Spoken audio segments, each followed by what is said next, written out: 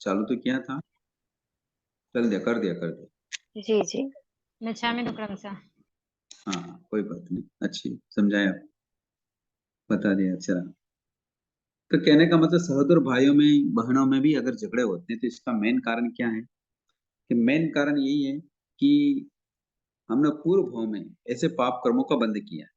कभी कभी हाथियों को, घोड़े को, भैंसे को लड़ाना, कुत्ते को, सांड को, मुर्गे को, तो ऐसा करके हम जो आनंद लेते हैं या ऐसी लड़ाई देखने के लिए हमारा मन जो उत्सुक होता है और उसमें जो हम आसक्ति रखते हैं, तो इस कारण से हमें ऐसे कर्मों के बंद होते हैं कि फिर हम कभी न कभी हम सहोदर भाई होंगे, बहन होंगे, तब भी हमारे मन में मनमुटाव रहेगा, क्लेश रहेगा, झगड़ा रहेगा।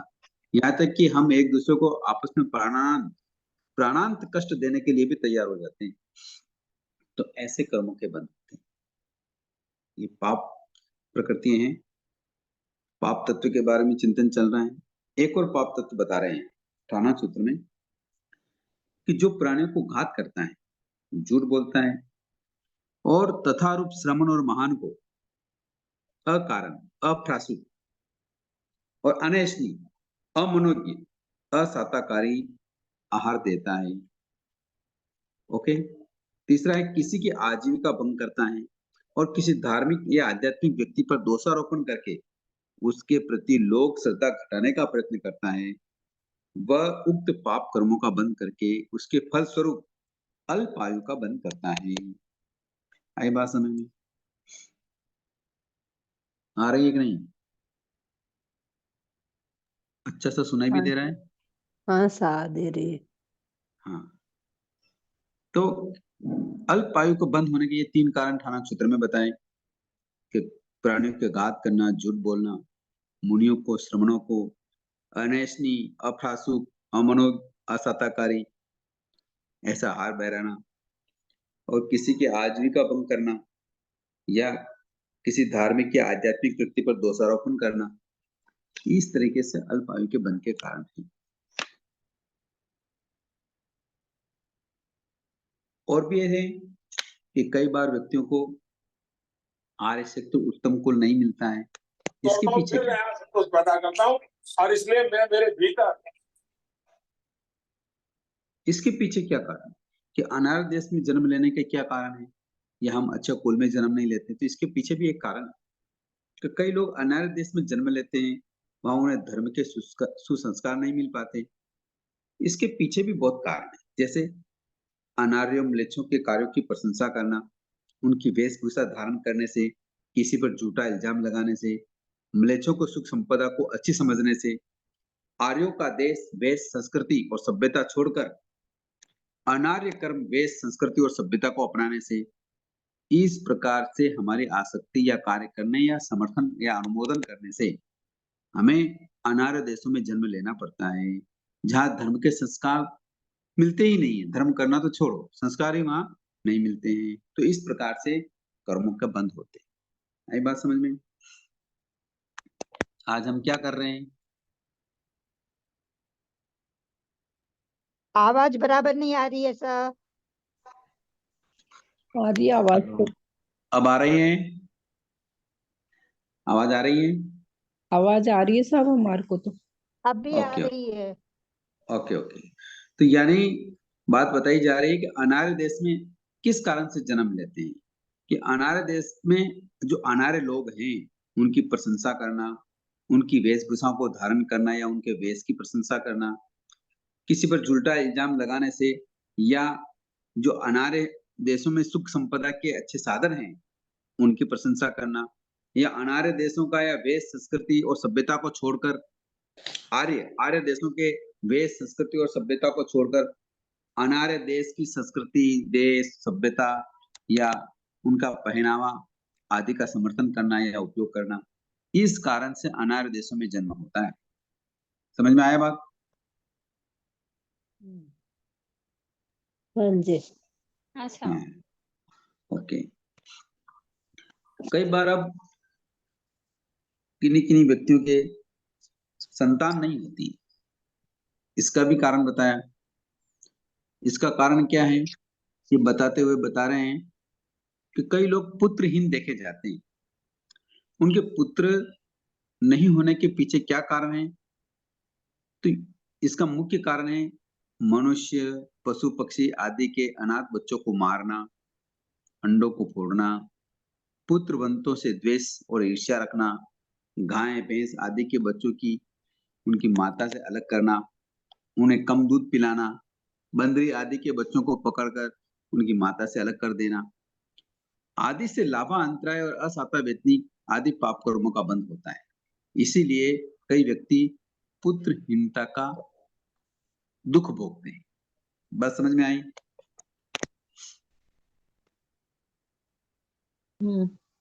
अच्छा। और भी देखो कारण बता रखे हैं बहुत सारे पाप प्रकृतियों के कि कई बार व्यक्ति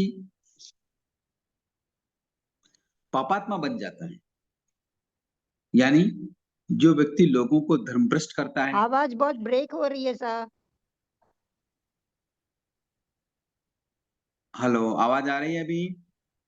आ रही है थोड़ा जोर। आंटी, आपका नेट कनेक्शन देखिए, वहाँ आपके प्रॉब्लम है, यहाँ आवाज क्लियर है बिल्कुल।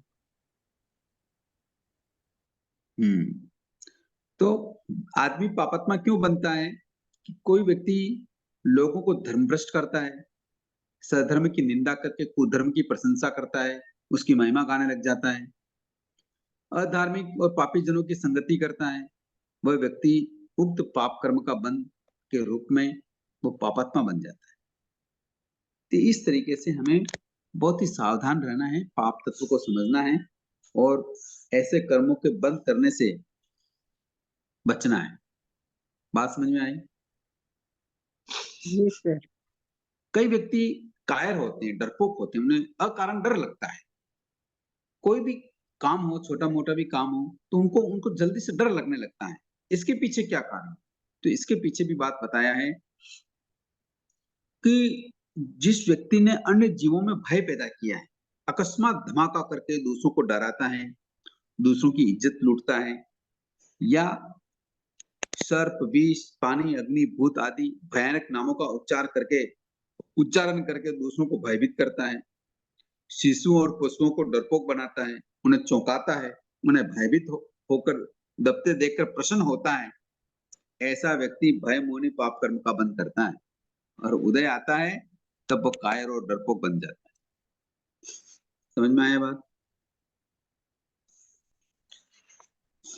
अच्छा। कई व्यक्ति पराधीन हो जाते हैं, गुलामी का दुख भोगते हैं, दासत्व का दुख भोगते हैं। तो इसके पीछे भी कारण बताया, भगवती सूत्र में भी बताया, प्रज्ञापना में भी बताया कि इसके पीछे का कारण यह है कि कई प्रकार के जो मनुष्य होते हैं वो देश और ईर्ष्या के वशीभूत होकर दूसरों को बंदी बना लेते हैं, या बंदी गृह में जेल में भिजवा देते हैं, या अत्यधिक परिश्रम करवाकर थोड़ा पारिश्रमिक देते हैं, कर्जदार के घर का सारा माल हड़प कर अपने कर्जे में लेकर बेचारे उस कर्जदार को दर दर का भिखारी बना देते हैं, या दूसरों की इज्जत को धक्का पहुंचाते हैं, या बेगार का काम करवाते हैं, कुटुंबियों और नौकरों को पानी और भोजन में अंतराय डालते हैं, पशु पक्षियों को बाड़ों और पिंजरों में बंद करके रखते हैं, दूसरों को पराधीन और बंदी देखकर प्रसन्न होते हैं और दूसरों की स्वाधीनता नष्ट करते हैं। इस प्रकार के पाप कर्मों का बंद करते हैं तो फिर ये जब उदय में आते हैं तो पराधीनता का पाप कर्म का दुख भोगना पड़ता है। आई बात समझ में?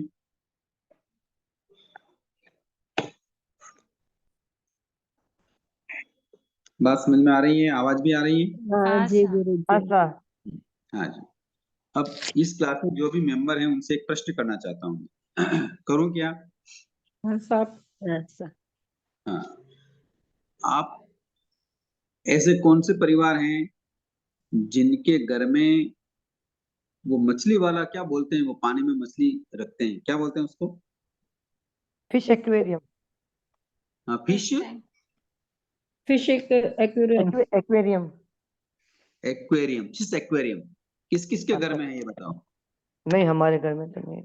नहीं, मैं नहीं ये पूछ रहा हूँ सबको, किसी के घर में है? नहीं नहीं सर। नहीं अच्छा, सर। बहुत बढ़िया, किसी के भी घर में नहीं है, अच्छी बात है। अच्छा, ये डॉग कौन कौन, डॉग किसके घर में है, कुत्ता किस किसके घर में है, कुत्ता है या बिल्ली है? कोई भी नहीं सर, एनिमल नहीं है। कोई पेट डॉग किसी घर पेट में? एनिमल नहीं है। नहीं। बहुत बढ़िया है। चलो, अच्छे श्रावक हैं आप सभी, श्राविकाएं हैं, बहुत बढ़िया। पाप कर्मों को समझ रहे हैं कि पाप तत्व क्या होता है। हम्म। तो इस तरीके से पाप कर्मों का बंध होता है। मैंने कई जैन घरों में गया, तो कई जैन घरों में ऐसे मछली के वो क्या होते हैं, इंक्वायर क्या बोलते हैं, मुझे तो अंग्रेजी आती नहीं है। एक्वेरियम हाँ, एक्वेरियम। एक्वेरियम। तो ऐसे मछली वाले एक्वेरियम देखा मैंने वहां, और मैंने मन में सोचा कि ये क्या करते हैं। एक बार पूछ लिया कहीं कि इससे इसको रखने से क्या होता है, तो क्या बताते हैं वो लोग? वास्तु के हिसाब से कहते हैं कि अच्छा होता है। हाँ, घर में शांति बनी रहती है, ऐसा ऐसा बताया मुझे कि घर में शांति बनी रहती है, बरकत बनी रहती है, इनकम अच्छी होती है, इस तरीके से मेरे को बताया गया है। तो फिर मैं सोचा कि किसी भी जीव को बांध के तो शांति का कोई अनुभव होना मुश्किल है। तो जैन परिवारों में भी कैसे कैसे मिथ्यात्व का पालन हो रहा है, कैसे कैसे अज्ञानी जीव कैसे कैसे पाप कर्मों का बंद कर रहे हैं, कोई कल्पना नहीं की जा सकती। समझ में आई बात?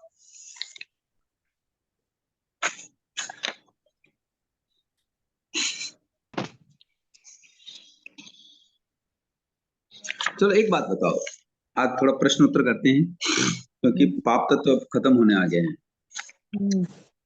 ये बताओ, कोई घूमने जाते हैं कि नहीं जाते सभी व्यक्ति? तो जाते हैं। जाते हैं, सभी जाते हैं। छुट्टी हाँ। मनाने जाते हैं, कभी कभी छुट्टी हो जाती है, बच्चों के साथ बाहर घूमने जाते हैं। जाते हैं कि नहीं जाते हैं? जाते हैं। जाते हैं, सभी जाते हैं, बोल नहीं रहे बहुत ने। तो ये बताइए, जू देखने कौन जाता है? जू जू क्या बोलते हैं उसको, चिड़ियाघर। चिड़ियाघर नहीं हाँ, ये जाते। देखने कौन कौन जाता है? पहले गए तो थे, बहुत सालों बच्चे पहले। छोटे थे जब जाते थे, अभी तो नहीं जाते। हाँ, भाई साहब आजकल जू देखने नहीं जाते हैं, आजकल नेशनल पार्क चलता है तो उसमें भी जू तो होते ही होगा। ना, वहाँ तो मतलब खुले उसका नाम खुले अलग हो जानवर जाता होते है ना, हैं। वहाँ खुला मतलब जंगल रहता है, खुला रहता है बोट वो। पार्क। हाँ, जंगल अच्छा, देखने जानवर जाते हैं। जानवर खुले रहते हैं, अब जानवर हाँ, खुले रहते हैं और आप देखने वाले पिंजरे में रहते हैं। अच्छा, तो इंसान गाड़ी नहीं, में ऐसा पिंजरा जैसे भी नहीं नहीं रहता है, गाड़ी में रहते हैं, गाड़ियां भी ओपन ही रहती है। जिप्सी बंद और तो कंटेनर होते हैं ऐसा उसमें। अरे तो भी उनका एरिया तो फिक्स हो गया ना, उन जानवरों का एरिया फिक्स कर दिया। हाँ, नहीं, अपन ने नहीं किया, वो तो खुद ही नहीं घूमते हैं सर। नेचुरल जी, हाँ तरीके से उसमें, घूमते हैं वो तो। हाँ वहाँ फिक्स कुछ नहीं रहता है भाई साहब। वो ऐसा होता है हाँ, कि जिस एरिया में रहते हैं ना जानवर, वहां पे उनको मतलब यात्रियों वो देखने वालों को ले जाया जाता है, वहां दिख जाए करके। हमेशा दिखें ये भी जरूरी नहीं वो होता तो है। पॉसिबिलिटी नहीं उसको होती है तो कि नहीं दिखेगा या नहीं नहीं नहीं नहीं, दिखेगा। उसको तो अभयारण्य बोलते हैं, उसको क्या बोलते हैं? हाँ हाँ, इनको अभ्यारण्य, हाँ। उसको हाँ तो वही अभयारण्य अभ्यारण्य, बोलते हैं। जैसे लेकिन आजकल जो हमारे बड़ी वहीं बड़ी जाते सिटियों में, हैं। हाँ नहीं, बड़ी बड़ी सिटियों में जू भी होते हैं।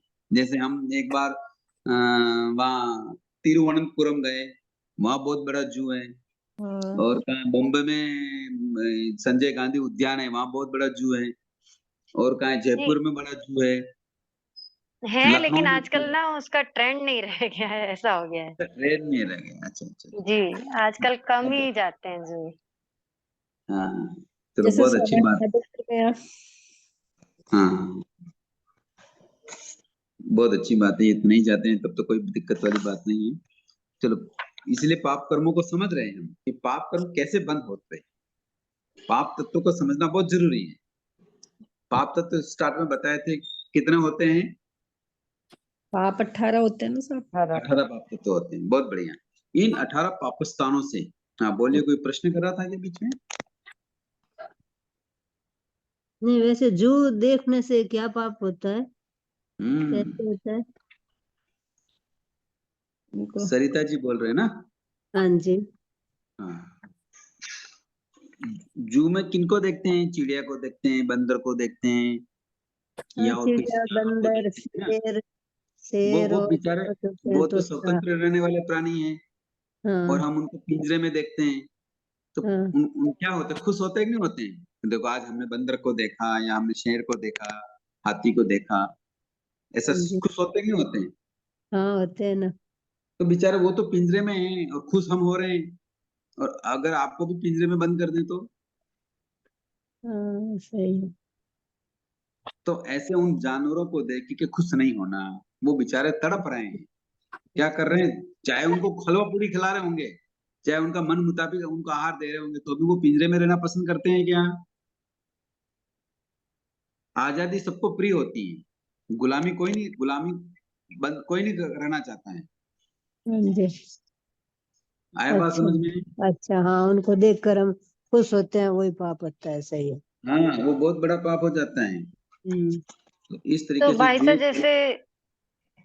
जैसे किसी के घरों में कभी कभी कोई ऐसे पाले हुए रहते हैं, किसी ने तोता पाला है, किसी ने कुछ पाला है, या हम्म, कलरफुल चिड़िया है, तो उनको देख के भी अगर ये भाव मन में आ जाते हैं कि इतना सुंदर है, या कितना नहीं, मस्त, कितनी अच्छा, तो भी दो वो पाप कर्म बिल्कुल कब लगेगा, बंद होता हो?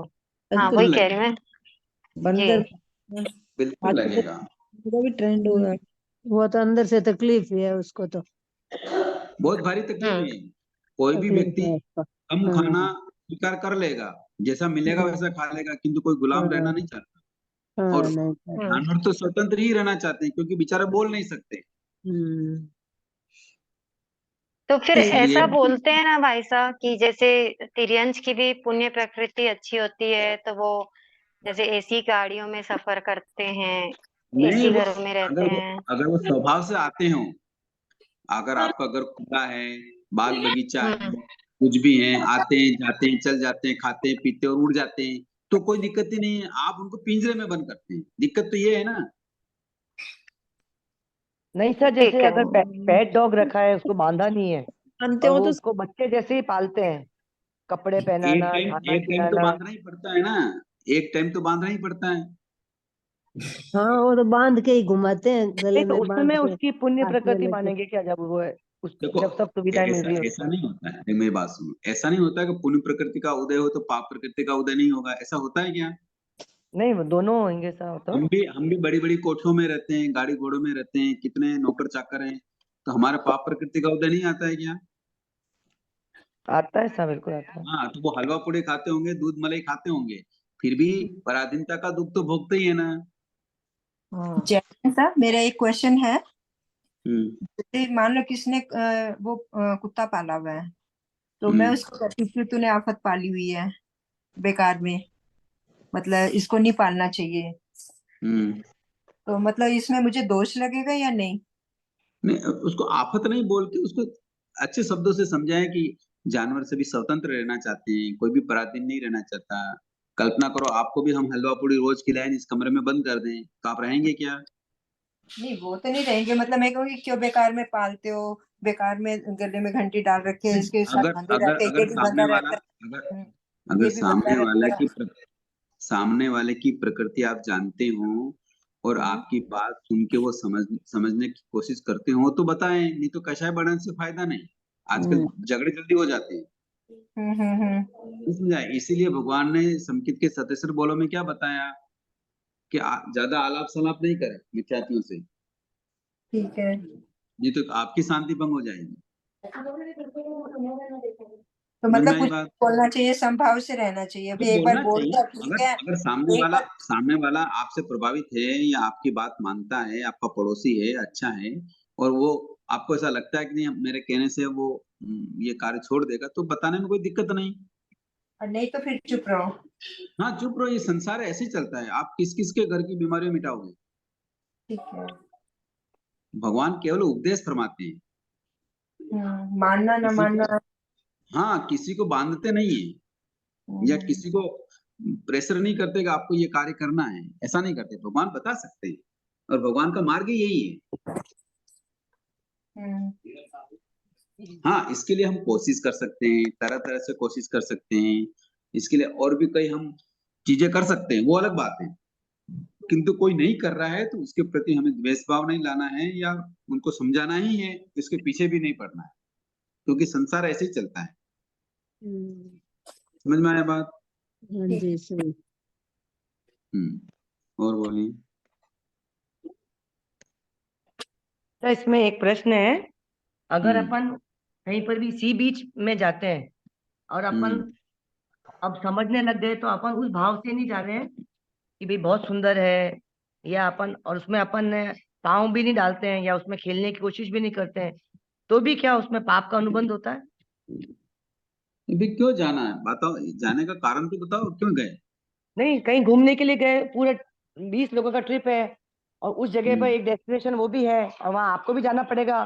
ट्रिप तो छोड़ नहीं सकते अपन, आगे उसके बाद हम्म, फिर आगे नए डेस्टिनेशन में जाएंगे। उस स्थिति में फिर हम्म। क्या करना चाहिए? देखो, एक पहली पहली बात बताता हूँ। जहाँ कहीं भी हम घूमने के लिए गए और उस घूमने के स्थलों पर हमारा कहीं भी राग भाव या आसक्ति भाव आया, तो एक बात निश्चित मानिए कि वहां हमें जन्म लेना पड़ेगा। बात समझ में आ रही मेरी? हाँ सर। जहां कहीं भी आसक्ति के कर्म बंद हुए हैं, उन उन स्थलों को, उन उन पुतलों को हमें वापस भोगना पड़ेगा। चाहे बुरे कर्म बंधे हैं तो बुरे रूप में उदय आएंगे, और अच्छे कर्म बंधे हैं तो अच्छे रूप में उदय आएंगे। तो आप जहां घूमने गए वहां रहना पसंद करेंगे क्या? घर नहीं आएंगे सर, वापस? नहीं, नहीं जाएंगे करेंगे वापस। तो फिर घूमने जाना क्यों? अब मान लो किसी जंगल में गए, भयंकर जंगल है, झरना बह रहा है, बहुत ही खतरनाक जगह है, यूं अगर रात को चले जाए वहां तो डर लगेगा। डर लगेगा, किंतु जन्म लेंगे तो वहां रात को भी रहना पड़ेगा। उस समय कोई मामा बाबा काका नाना कुछ नहीं होगा वहां। समझ में आई बात? जी सर। पिताजी, डॉक्टर साहब, प्रश्न डॉक्टर साहब ने किया ना? हाँ हाँ सर, हाँ सर, बिल्कुल। हाँ। तो अब ट्रिप है तो जाना पड़ेगा। अब इसका ट्रिप वाले तो घर चले जाएंगे, पर अपन कहाँ जाएंगे?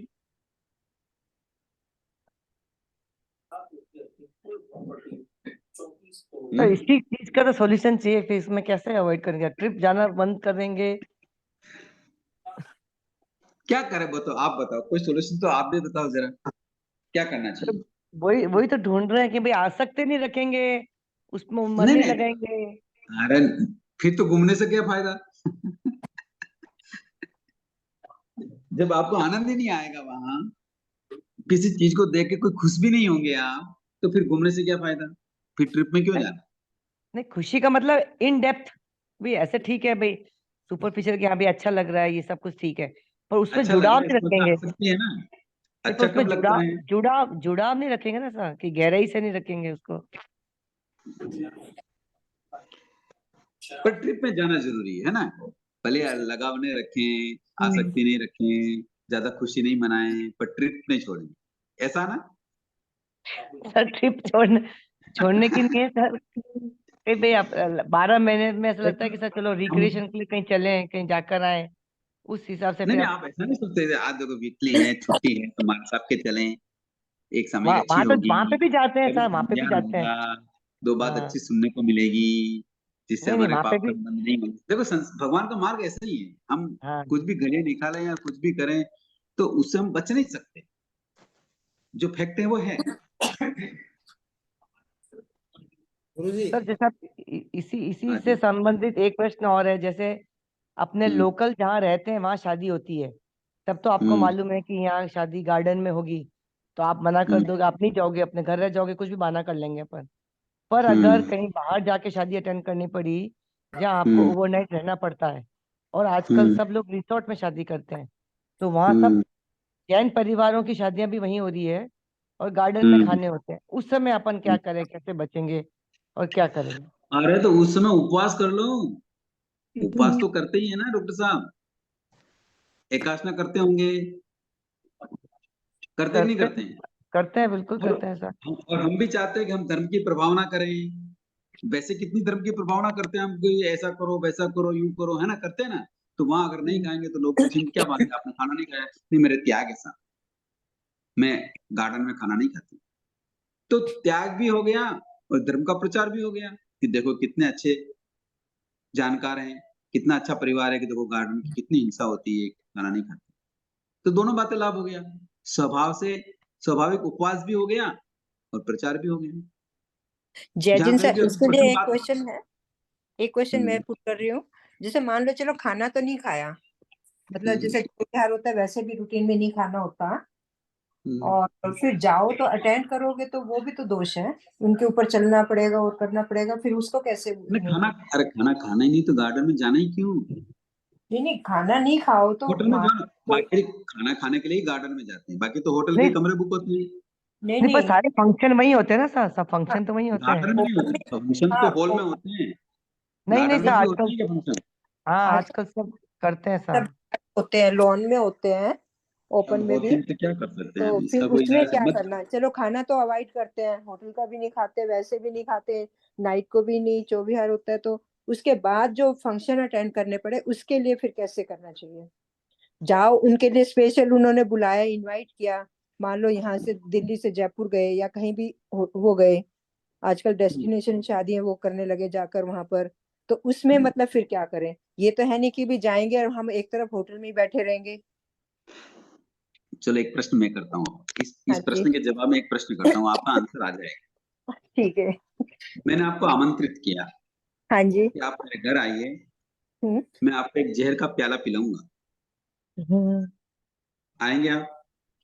हम्म, बड़े प्यार से, बड़े कार्ड छपा के, बड़ी मनोहार की मैंने आपकी कि नहीं आपको तो आना तो पड़ेगा ही पड़ेगा। हम्म। और आप पधारना, मैं आपको बहुत ही अच्छा सुंदर सोने की कटोरी में जहर का प्याला पिलाऊंगा। क्या करेंगे बोला? वो तो नहीं पियेंगे, पता चलने के बाद तो नहीं पियेंगे। तो वहां पता नहीं चला गया नहीं, जहाँ वहां तो शादी में पता जा रहे चला। नहीं, वहां पता चला फिर तो हैं? इग्नोर ही दोनों करो, बातें फिर घर में कैसे ही हो रही? बैठो। वो जहर ही है, आप उसको मानते नहीं है तो क्या इलाज है उसका? नहीं, फिर तो घर में बैठो, फिर जाना ही नहीं, मतलब वो कट ही करना। मत जाओ, ऐसे कई श्रावक हैं यहाँ हाँ। संसार में, अपने घरों में, अपने अड़ोस पड़ोस में, ऐसे कई, अपनी सिटी में, अपने नगर में ऐसे कई श्रावक हैं जो खुद के सिटी में तो छोड़ो, बाहर भी अगर वो चले जाते हैं कई बार प्रसंगोपात, तो वहां खाना नहीं खाते, अटेंड नहीं करते। नहीं, खाना तो अगर हम सम्यक भी नहीं दृष्टि खाते। जीव ये जानता है। हाँ बोलिए। खाना तो हम भी घर से खा के जाती हूँ मैं भी, और कोई मतलब खाना नहीं खाती वहाँ का, मतलब पानी भी नहीं पीती वहां पर। हम्म। देखो, हमारा धर्म है आगार धर्म, समझ में आ रही बात? भगवान ने आगार धर्म बताया और अनगार धर्म बताया। अब आपकी इतनी कैपेसिटी नहीं है, इतना मन मजबूत नहीं है, आप अत्यधिक मर्यादा नहीं कर सकते हैं, तो जितनी कर रहे हैं उतनी ठीक है। पर जो हम्म। हो रहा है उसका पाप तो बंधेगा ही बंधेगा। आप उससे मुक्त नहीं हो सकते, बच नहीं सकते कि भाई मैं लाचारी हूँ अब क्या करूं। ऐसा कोई रास्ता नहीं है यहाँ भगवान के शासन में। और आपने जितनी मर्यादा की उसका पालन करें, आप आराधक कहलाएंगे। किंतु जो पाप हो रहा है उसका तो कर्म उदय में आएगा ही आएगा। ऐसा थोड़ी है दूसरों की हिंसा करें और हम उससे बच जाएं, ऐसा नहीं होता है। ओके? Okay, thank you. हिंसा करें और बचना चाहें, ये मेरे को समझ में नहीं आई बात। ये बात कैसे हो सकती है कि हम किसी जीव की हिंसा करें? अब क्या करें, मजबूरी है तो कैसे बचें? ये नहीं, जितना बच सकते हैं उतना बचना चाहिए। भगवान ने हमें आगार धर्म बताया, इतनी हिम्मत नहीं है कि हम अनगार बन जाएं। और आगार धर्म में भी हमें मर्यादा बताई कि जितनी जितनी जरूरत हो, जितनी आवश्यकता हो, उतना ही आप हिंसा का काम करो।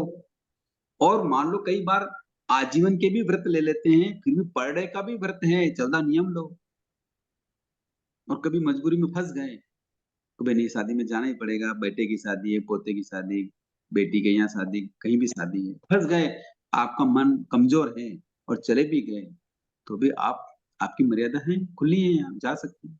किंतु जो पाप होगा उससे बच जाएंगे, ऐसा नहीं हो सकता। बात समझ में आ रही? फिर भी आप श्रावक तो कहलाएंगे ही, क्योंकि आपने जितनी मर्यादा रखी उतना ही यूज कर रहे हैं। समझ में आई बात? हाँ जी। सर। ओके। हाँ मनोज भैया क्या बता रहे थे? भूल गया गुरुजी, वो उस टाइम पे याद था, याद नहीं आ रहा है। अच्छा, ओके, ओके। और कोई प्रश्न है?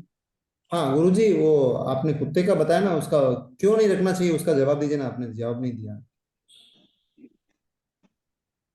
कुत्ता क्यों नहीं रखना चाहिए? यूं?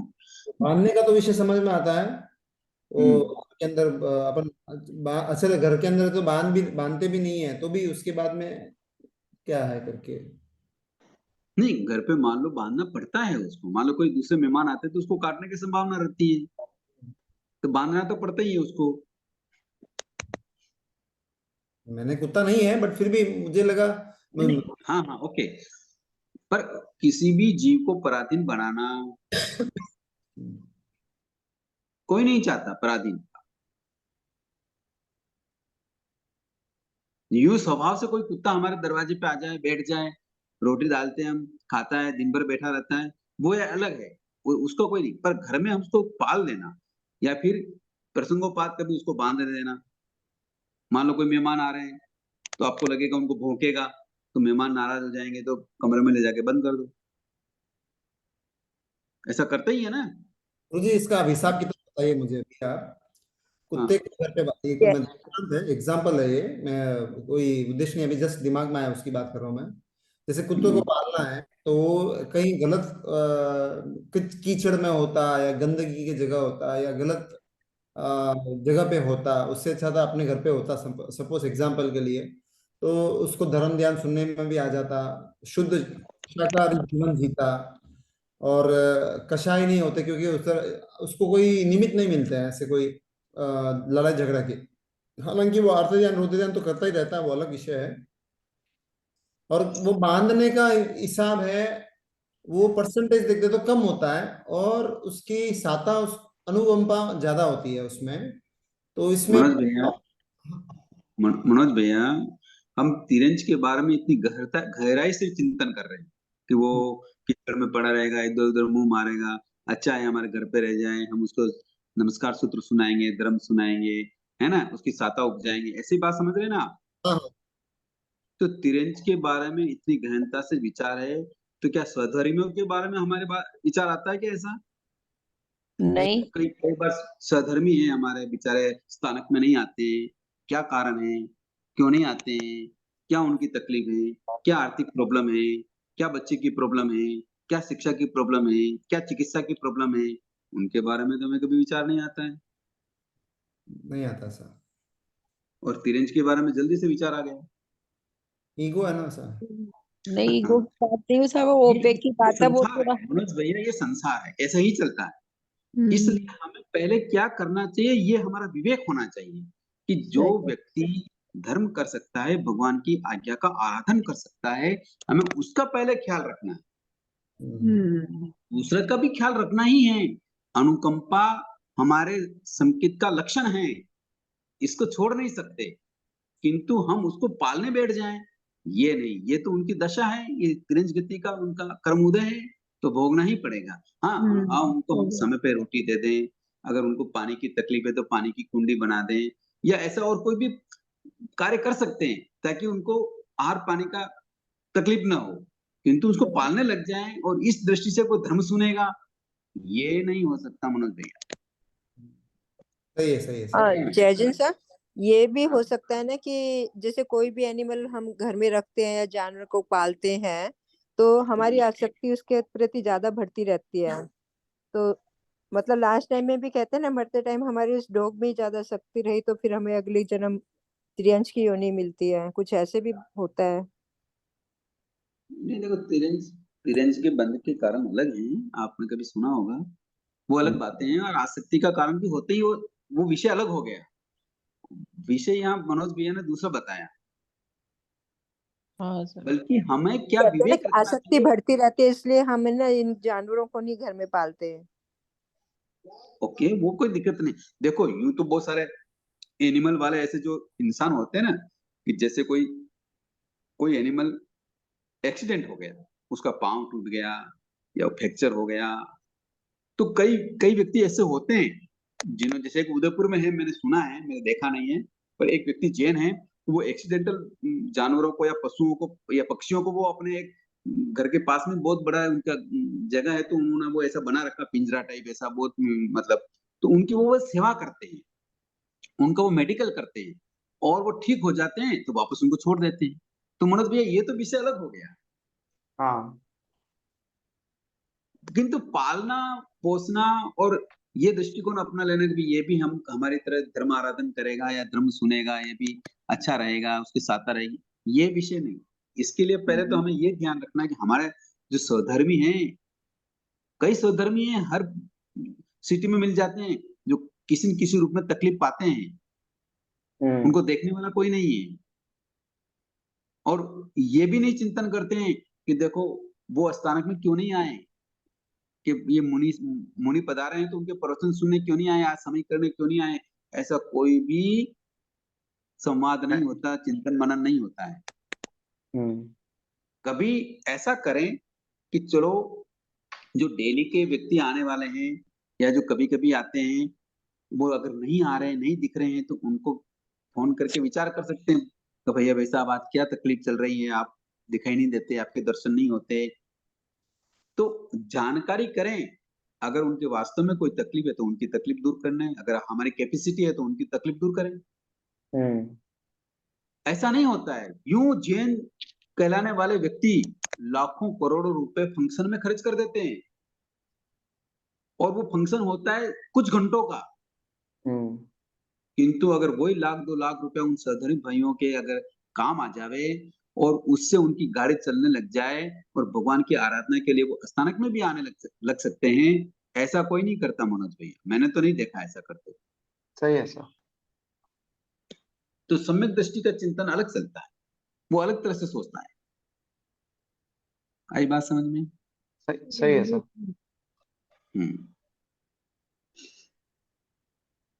गुरुजी, सवाल था आज दोपहर से चल रहा दिमाग में, और आपने भी टॉपिक आज जैसा वो जो गार्डन वाला विषय है वो रिलेट करता हूँ इन दोनों को।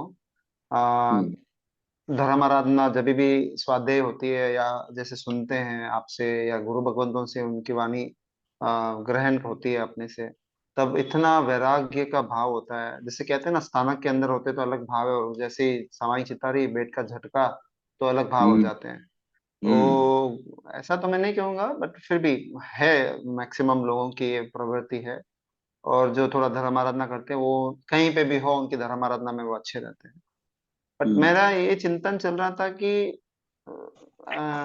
जैसे आज संदीप भाई से बात हुई थी, संदीप भाई ने बताया था कि एक जैसे जस्ट बात हुई थी, जनरल थी, साधु भगवान रहते हैं चौमासे में तो एकदम अपने अहोभाव रहते हैं, और जैसे जैसे दूर जाते हैं वैसे वैसे अपन भी ढीले पड़ जाते हैं करके। तो ये मैशान्य वैराग है, तो इस मैशान्य वैराग से परमानेंट वैराग कैसे आना चाहिए?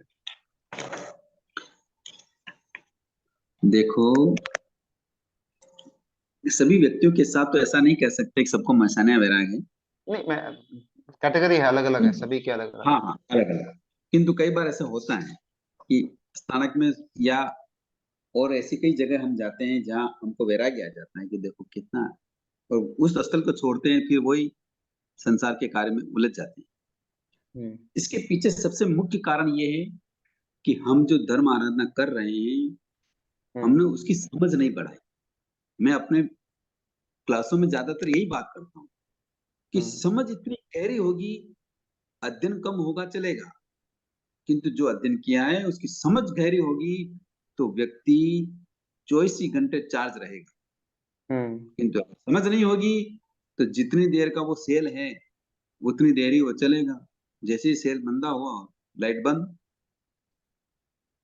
इसलिए समझ बढ़ानी होगी, चाहे अध्ययन थोड़ा हो कोई दिक्कत नहीं, किंतु अगर गहरी समझ होगी और समझ बढ़ेगी तो दर्शन इतना विशुद्ध बन जाएगा कि हम हर चीज मोक्ष मार्ग की ओर सोचेंगे, चाहे वो संसार में रहे, कीचड़ में रहे, कहीं भी रहे, कषायों के बीच में रहे, फिर भी वो व्यक्ति शांत प्रशांत और अपने अलहड़पन में मस्त रहेगा। वो डिस्टर्ब हो ही नहीं सकता, डिस्टर्ब का कोई कारण ही नहीं है मनोज भैया। किंतु जो व्यक्ति समझ नहीं बढ़ाता है, केवल सुन लेता है, फिर वो व्यक्ति कहीं भी डिस्टर्ब हो जाए, तो जैसे ही डिस्टर्ब हुआ है तो भगवान की वाणी गई, संसार के कार्य चालू। गुरुजी, इसका बहुत सालों से, जब 2-3 साल हो गए मेरे को, एक सवाल बहुत कचोट रहा है मेरे को बार बार। पाप पाप रूप क्यों महसूस नहीं हो रहा है? पाप पाप रूप क्यों दिख नहीं रहा? पाप पाप रूप को क्यों समझ नहीं पा रहा हूं मैं? जब तक आप समझाएंगे तब तक मैं समझ भी जाता हूँ, 2-4 दिन स्मृति में भी रहेगी, लेकिन कर्म भी उदय में होते हैं, कर्म भी उदय में होते हैं, और इसका सीधा संबंध आसक्ति से है मनोज भैया। हम अगर संसार में कार्य में फंस जाते हैं वापस तुरंत, तो इसका सीधा संबंध आसक्ति से है, जो हमें दिखाई नहीं देती, हमें इसका महसूस नहीं एक होती। इसका एक उदाहरण मैं जितनी भी बहनें हैं इस ग्रुप में उन सब का एक एग्जांपल लेके मैं बताता हूँ। जैसे इसमें जरूर बहुत सारी बहनें होंगी जिनको बहुत धर्म से लगाव होगा, धर्म में जुड़ने की कोशिश होगी, इनकी प्रयास होगा, पुरुषार्थ होगा, सब कुछ होगा, पुण्यवानी भी होगी इनकी।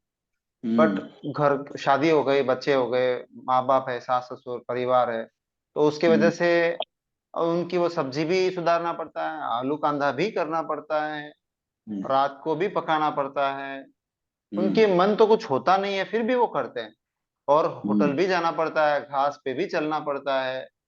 इसको मजबूरी कहेंगे या इनके कर्मों के उदय कहेंगे, या कर्म बांध रहे हैं या छूट रहे हैं, ये मैंने एक एग्जांपल इजी समझ में आने के लिए मैंने कहा है, किसी के ऊपर मैंने ये नहीं है। बट ये जनरली मेरे ऊपर की सोच के बताने की समझेंगे ना, इसके लिए मैंने ये सवाल किया ऐसे मैंने। तो आप बताइए इससे कैसे बच सकते हैं। जैसे मेरा है तो मैं आपको ये भी बता दूं, मैं निवृत्ति लेना चाहता हूँ लेकिन मैं ले नहीं पा रहा हूँ, जबरदस्तियां है या मजबूरियां है। जबरदस्तियां ही है मैं बोलूंगा, मजबूरी भी तो छोड़िए, जाने दीजिए, जबरदस्तियां मेरे ऊपर। और तो उसके कैसे बाहर आएंगे बताइए। देखो, एक तो कर्म का उदय होता है। आपके मैं भी दीक्षा लेना चाहता हूँ, पर अब नहीं ले पाते हो। एक तो इसका सीधा संबंध है कि कर्म उदय ऐसे ही है।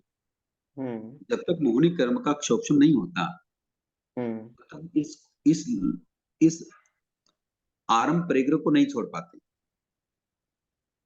गुरु जी, ना तो आराम चाहिए ना चाहे परिग्रह चाहिए, अब आगे बताइए अभी क्या करना है। हाँ, सुन सुन सुन सुन एक बार देखिए, चाहे हम नॉलेज कितना भी हो, चाहे हमने ज्ञानावनी कर्म का क्षोभन कर लिया हो और कितना ही हमें शास्त्रों का सूत्रों का ज्ञान हो, किंतु जब तक मोहनी कर्म का क्षोभन नहीं होता है तब तक बदलता नहीं है, इंसान की आसक्ति छूटती नहीं है। इसलिए हम क्या नहीं कर पाते हैं, हमारा वैराग्य भी नहीं टिक पाता है और संसार के कार्यों में उलझ जाते हैं।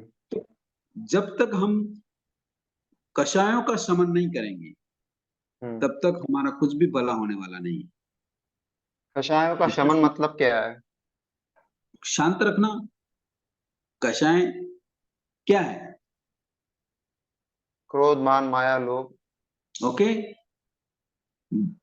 और 9 कषाय भी है इसमें। हास्य, रति, अरति, भय, शोक, जुगुप्सा। ओके ना, स्त्रीवेद, पुरुषवेद, नपुंसक वेद।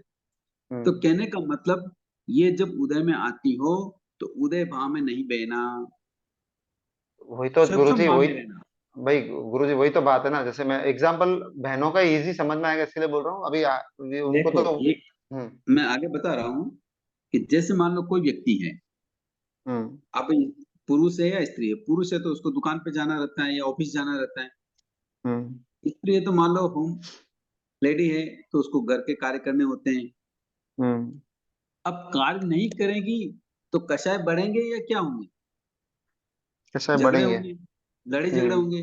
किंतु अगर वो हिंसा कर रही है स्थावर जीवों की, जैसे सब्जी सुधार रही है, खाना बना रही है, पोछे लगा रही है, पानी भर रही है, कपड़े धो रही है, उनमें भी अगर विवेक रखते हैं और उनकी भी मर्यादा लेते हैं, तो वो श्रावक कहलाता है, श्रवणोपासक कहलाता है, भगवान का आराधक कहलाता है।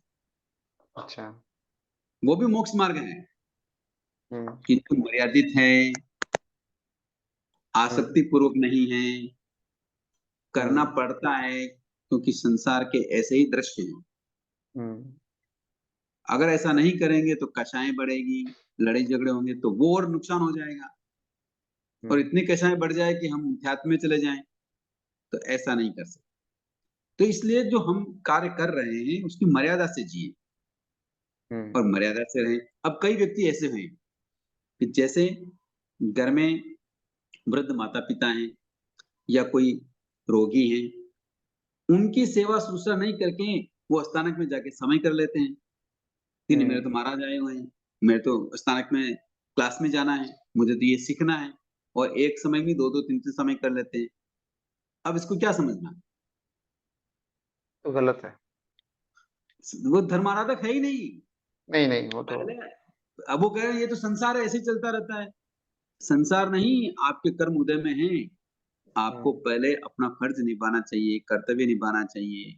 घर में जो रोगी हैं, वृद्ध हैं, उनकी सेवा करो। भगवान ने निर्जला का भेद बताया, भैया बताया भाई कि नहीं बताया?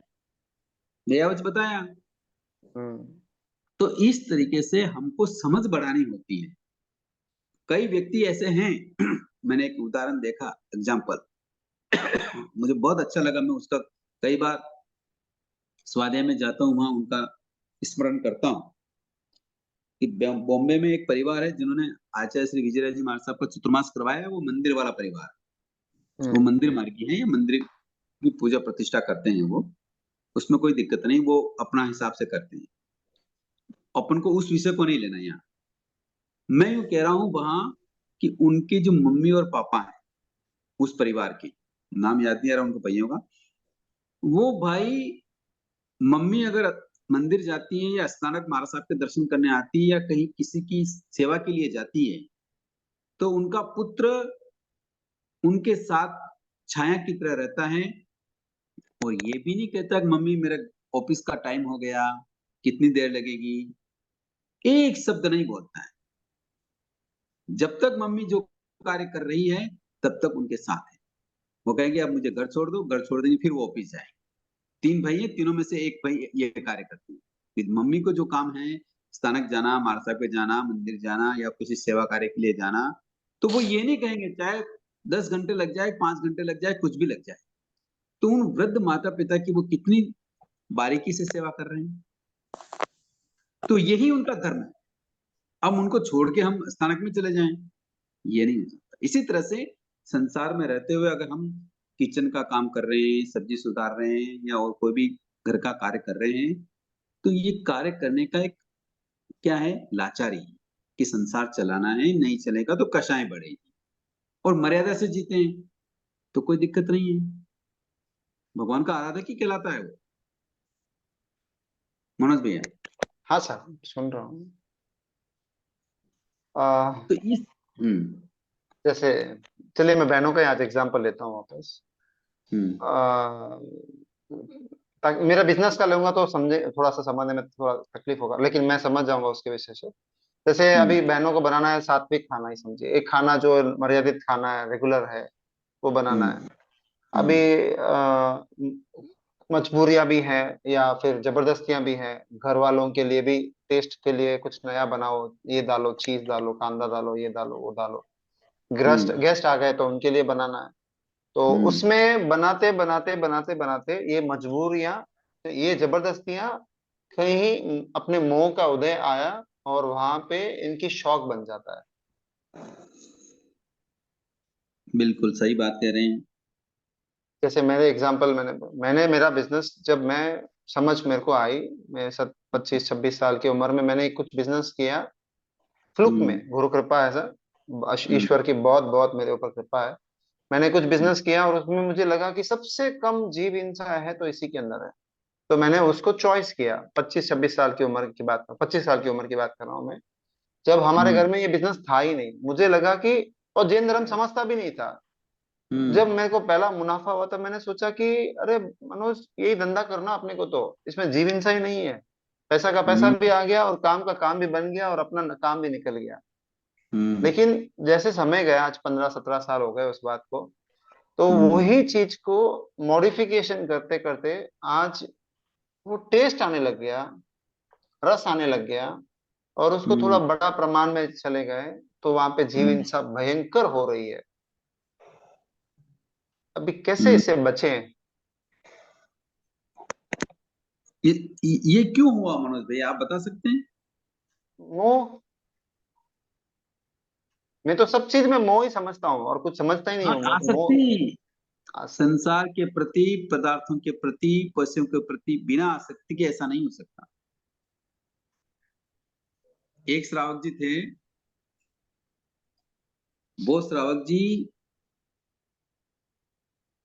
बहुत पैसा था उनके पास, हम्म चाहते तो वो 2 स्थानक बना सकते थे, किंतु गांव में स्थानक बारिश की वजह से गिर गया, हम्म तो उन्होंने उस दीवार की रिपेयरिंग करा ली, स्थानक नया नहीं बनाया। अच्छा। बात समझ में आई मनोज भैया? हाँ सर, हाँ सर। चाहते हैं तो वो 2 स्थानक नए बना सकते थे, किंतु हम्म उन्होंने ऐसा नहीं किया। क्यों नहीं किया? उनकी समझ बहुत गहरी, बहुत ही गहरी समझ थी। बताइए आज वो आप। दृश्य नहीं, मिलते नहीं है। नहीं समझ में नहीं आया, आप बताइए क्यों उन्होंने ऐसा किया। अरे कि अगर मान लो अगर नया स्थानक बनाते तो कितने जीवों की हिंसा होती। होती सर। तो केवल एक दीवार बनाने से ही पहले जैसा रूप आ रहा है, तो क्यों वो पूरे को गिराएं? पैसा ये बात है, तो हम्म फिर भी उन्होंने ऐसा नहीं किया। एक रामपुरा की घटना है, पुरानी घटना है, को उन श्रावकों को धर्म स्थानक बनाना था। हम्म तो उन स्थान उन उन व्यक्तियों ने क्या सोचा कि धर्म स्थानक बनाएंगे तो कितने अपकाय जीवों की हिंसा हो जाएगी, कोई कल्पना ही नहीं है। हम्म तो उन्होंने एक दिमाग लगाया। श्रावक थे, श्रवणोपासक, कैसे सोचता है उसका उदाहरण देखो आप। हम्म उस रामपुरा में क्या था कि ये थे रेजा रंगने वाले। रेजा समझते हैं? वो कपड़ा रंगने वाले। हाँ, कपड़े रंगने वाले। हम्म तो कपड़ा रंगने वाले इतना वहां काम था कि अनाप शनाप पानी वो नाली में बहाते थे, हम्म क्योंकि एक कपड़ा रंगा वो पानी बेकार हो गया। हम्म तो उन्होंने एक योजना बनाया और जितना भी वेस्ट पानी था उस पानी से उन्होंने स्थानक बनाया। ओहो। अब देखो श्रवणोपासक कैसे सोचता है। तो ओहो। उस स्थानक में बनने में एक गड़ा भी सचित पानी नहीं लगा। धन्य है ऐसी आत्मा को। देखो आप कितना कितना गहरा सोचते हैं। अरे धर्म इसे ही कहते हैं। आज आज हम धर्म स्थानक बनाते हैं तो क्या सोचते हैं कि हमारे लेटरिन बाथरूम की फैसिलिटी कैसे होगी, बाहर से मेहमान हम्म आएंगे तो कहाँ ठहरेंगे, उनके बनाने के लिए भोजनशाला कैसे होगी, हमारे साहब के लिए प्रवचन हॉल छोटा तो नहीं बड़ा कैसे होगा, कमरे किधर बनाए, ये क्या योजनाएं चल रही है। अब ऐसे खोटे परिणामों से हमने तो स्थानक बनाया और ऐसे एटमॉस्फेयर में हम धर्म आराधना विशुद्ध रूप से कर सकेंगे क्या? गुरु जी, इसका अपन विपरीत ऑपोजिट साइड समझते हैं इसका। जैसे आपने अभी ये विषय जो बताया आपने उसका, जैसे मंदिर बनते हैं, उपासना बनते हैं, तो वहां पे तो एम्बियंस का बोलते जो लुक और फील का है ना, तो जो वातावरण क्रिएट करते हैं, एटमॉस्फेयर क्रिएट करते हैं, तो उन पे बहुत सारी चीजों का ध्यान दिया जाता है। और मैं ऐसा नहीं कहूंगा, बट ऐसा भी मेरा मेरी जानकारी के हिसाब से या मेरी समझ के हिसाब से इतनी धर्म आराधना की जगह अगर नहीं होती, श्रद्धा की केंद्र नहीं होते, मंदिर हो या स्थानक हो या जो भी हो, सब मिला के बोल रहा हूँ मैं आपको, तो शायद जिन शासन टिका हुआ भी नहीं रहता। क्या क्योंकि बात कर रहे हैं मनोज भैया। बताइए, आप बताइए मुझे आप। मनोज भैया एक प्रश्न करता हूँ मैं आपसे। तो भगवान महावीर स्वामी को केवल ज्ञान कहाँ हुआ?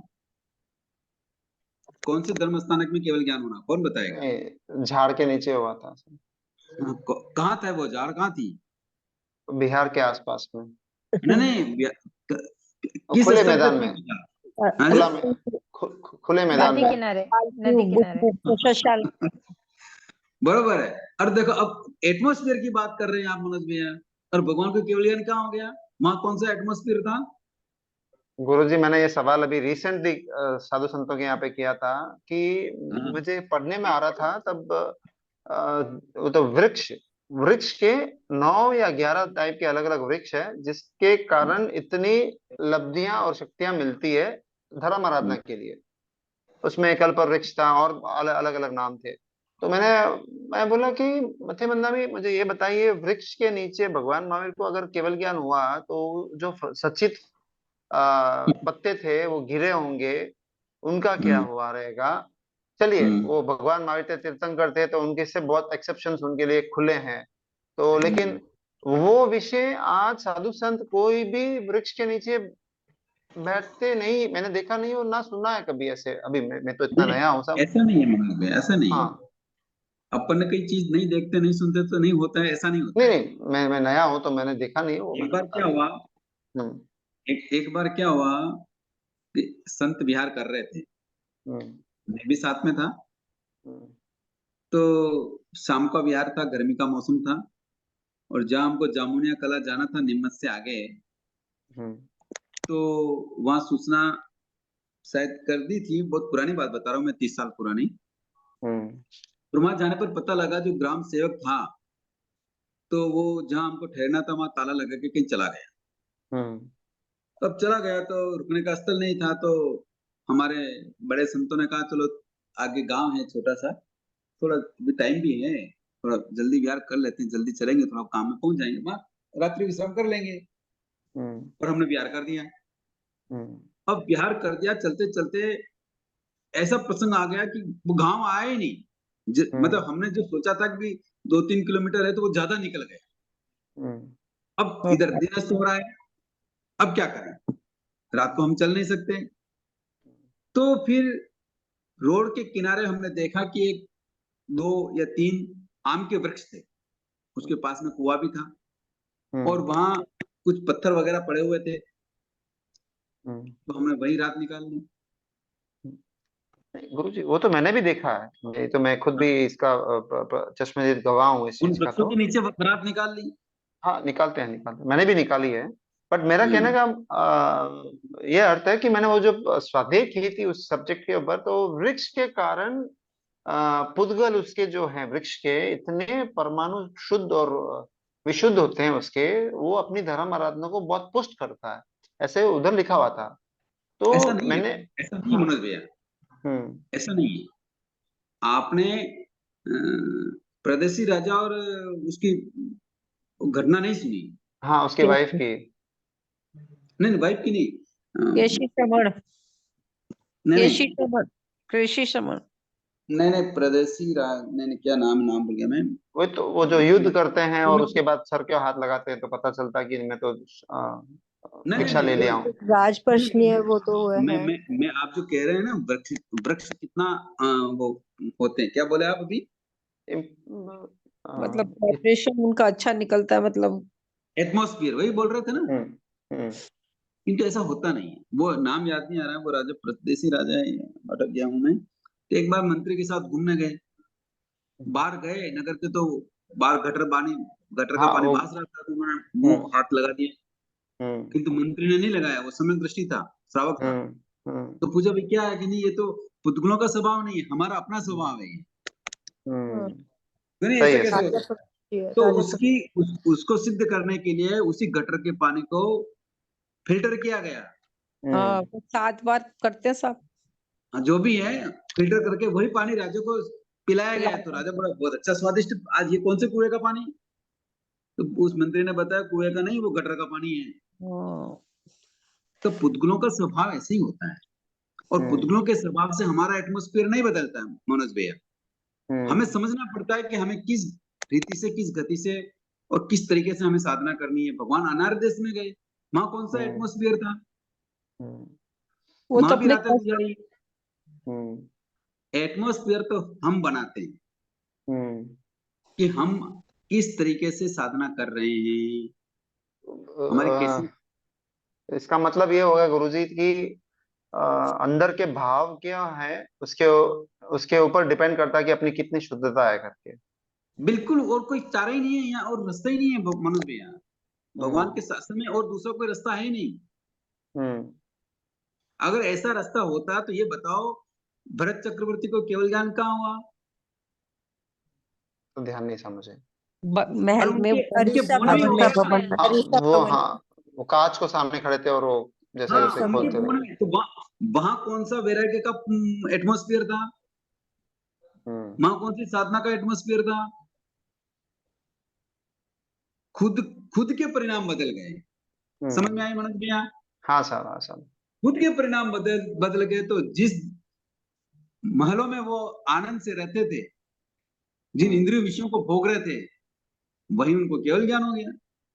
ये कैसे पॉसिबल है? इसलिए पदार्थों में एटमोस्फेयर नहीं होता, एटमोस्फेयर विचारों में होता बहुत सुंदर सर, बहुत सुंदर। गुरुजी, एक सवाल और है। है। आसक्ति, हम्म आसक्ति एक मेजरमेंट कर सकते हैं यहाँ से वहां, ये चीज मेरी हो गई, मैंने इसको पा लिया, इसको खरीद लिया है, ये मेरा मुझे चाहिए थी। तो एक मेजरमेंट टूल है ये, वो तो इसको मेजर कर सकते हैं अपन, कैसे भी हो मेजर कर सकते हैं।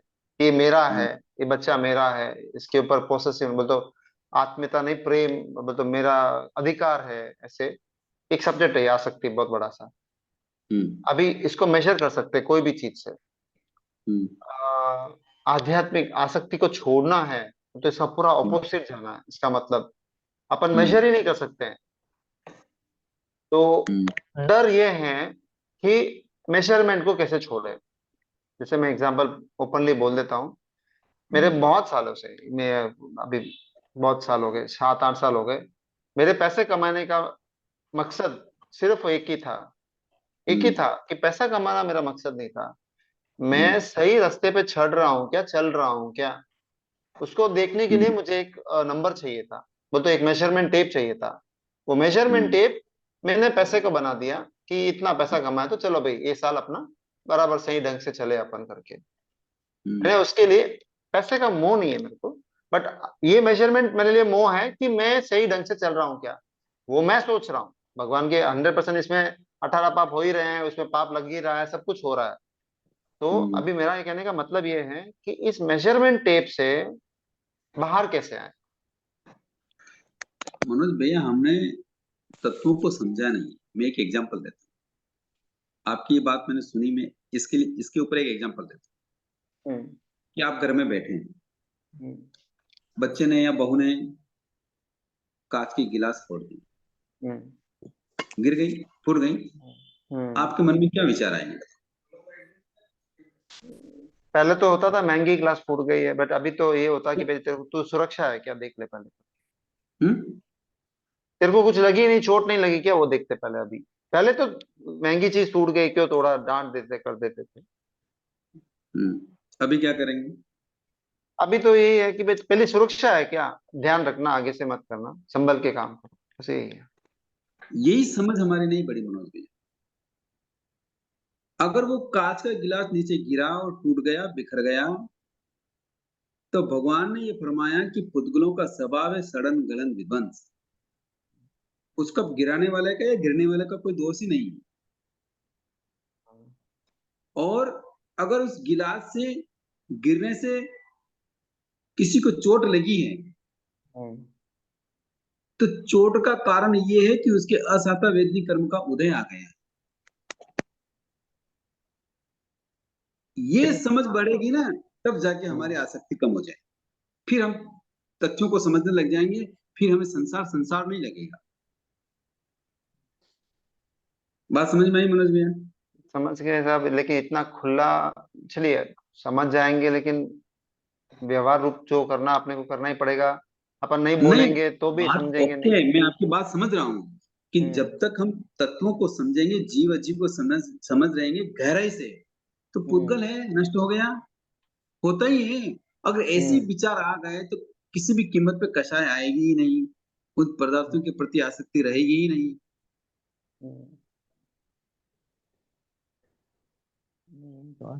नहीं समझ में आई बात? हाँ सर, समझ तो आ गई है। बस ऐसा ही है मनोज भैया। चलिए हम गुरु जी, ये चाहें कि मेरा एक आग्रह है, इस आसक्ति से बाहर आने के लिए आप अलग अलग तरीकों से दृष्टांत देते रहिए, ताकि कहीं ना कहीं पूरे दिन और दिनचर्या के अंदर वो याद आते रहे, स्मृति में रहे। थोड़ा सा इसको एलोबरेट करते चलिए, आप थोड़ा सा खींचिए इसको, ताकि अलग अलग एग्जाम्पल देंगे ना, तो कहीं ना कहीं वो याद आ जाएगी, स्मृति में आ जाएगी, और उससे बचने की कोशिश करते रहेंगे। मुझे लगता है आप, मैं तो सोचता था कि मोह सबसे बड़ा प्रॉब्लम है, लेकिन मुझे आज समझ में आया कि आसक्ति सबसे बड़ी प्रॉब्लम है। बिल्कुल सही है। आसक्ति को छोड़ने के लिए सबसे सरल रास्ता एक ही है कि हम तत्वों को गहराई से समझें। मैंने इतने बड़े लंबे जीवन में बहुत कुछ समझा, सीखा, कुछ की किया, पर एक बात फार्मूला समझ में आया कि जब तक समझ नहीं बढ़ेगी तब तक अध्ययन का कोई सार नहीं। अध्ययन कर सकते हैं, किताबों को रट सकते हैं, कंप्यूटर की तरफ फिट कर सकते हैं, किंतु उसका निचोड़ तभी आएगा, उसका सार तत्व तभी निकलेगा जब उन तत्वों को, उनके बारे में, उनके विषयों के बारे में हम गहराई से समझेंगे, तभी बात बनेगा। क्यों ऐसा मैं क्यों सोचता हूँ कि कई बार मैं कल्पना करता हूँ या आगम के पृष्ठ पढ़ता हूँ कि मुनि ने दीक्षा ली, थोड़ी सी साधना शुरू करी, 1-2 दिन भी नहीं हुए और उसी दिन केवल ज्ञान हो गया। ये कैसे हो गया? मैं भी बहुत बार पढ़ता हूँ, ये आश्चर्य होता है मुझे तो। हाँ, तो ये इसका मीनिंग यही है, इसका अर्थ ये है कि उन्होंने जो बात सीखी है, चाहे थोड़ी सी सीखी हो, किंतु उन्होंने गहराई से समझ बढ़ाई। और जब गहराई से समझ बढ़ी तो अनुप्रेक्षा हो गई। और अनुप्रेक्षा भगवान की वाणी है कि दीर्घ स्थिति वाली प्रकृति को कर्म अल्प स्थिति में बदल देती है, किंतु समझ नहीं है तो फिर अनुप्रेक्षा नहीं चलती है। तो बस एक ही ध्येय बन गया अब मेरा तो, कि चाहे अध्ययन कम हो किंतु समझ गहरी होनी चाहिए। जिस दिन समझ गहरी होगी, मन स्थिर रहेगा, किसी भी कीमत पे, किसी भी दृश्य से, किसी भी संसार के इन भौतिक चकाचौंधों में भी हमारा मन हिलेगा नहीं, चाहे उन्हीं स्थल पे हम खड़े हों। Okay sir? हाँ सर। बहुत बढ़िया साहब, बहुत अच्छी आप लोगों ने प्रश्न उत्तर किए, बहुत बहुत धन्यवाद, आभार। तो यहाँ आप पाप प्रकृति, पाप तत्व आज एंड होता है, अब आश्रव तत्व चलेगा। अब मंगलवार से आश्रव तत्व के बारे में समझेंगे कि आश्रव क्या होता है। बहुत बहुत धन्यवाद साहब, बहुत बहुत आभार, बहुत बहुत जय जिनेंद्र, आप सबको बहुत बहुत धन्यवाद। धन्यवाद साहब।